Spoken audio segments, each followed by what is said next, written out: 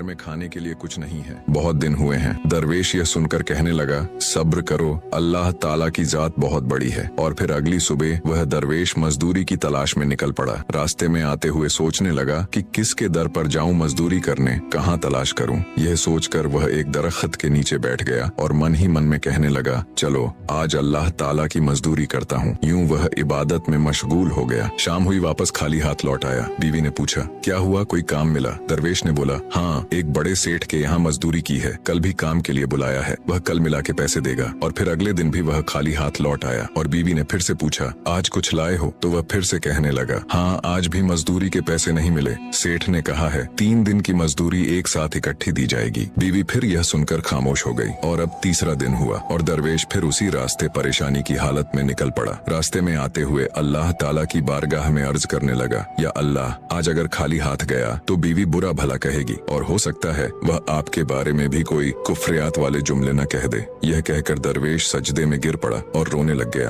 और बैठे बैठे शाम हो गई। परेशानी की हालत में उठा और कुछ मिट्टी चादर में उठाई ताकि बीवी समझे कि वह आटा लेके आ रहा है। थका हारा परेशानी में घर के पास पहुंचा तो घर के बाहर खुशी का समाम था। घर के बाहर लोग जमा थे और दरवेश जल्दी से अंदर गया तो बीवी भी खुश थी। उस पास आटा, राशन, चावल पड़े थे और दरवेश यह देखकर हैरान रह गया। हैरानी से बीवी को कहने लगा, ये सब क्या है? तो बीवी ने कहा, जिस सेठ के यहाँ तुम नौकरी करते हो, आज उसके कुछ लोग ऊँटों का काफिला लेकर आए और ये सामान छोड़ के गए और कहकर गए कि तुम्हारे शौहर को ये कहना कि जिस सेठ की तुम मजदूरी करते हो उसको तुम्हारी मजदूरी बहुत पसंद आई है, और कहना कि अगर और अच्छे से और मजदूरी करेगा तो और अच्छा इनाम मिलेगा। यह सुनकर दरवेश फौरन सजदे में गिर पड़ा और अल्लाह ताला से अर्ज करने लगा, बेशक जो अल्लाह ताला के कामों में लग जाता है और अल्लाह ताला फिर उसके काम, परेशानियां अपने जिम्मे उठा लेता है। सुभान अल्लाह।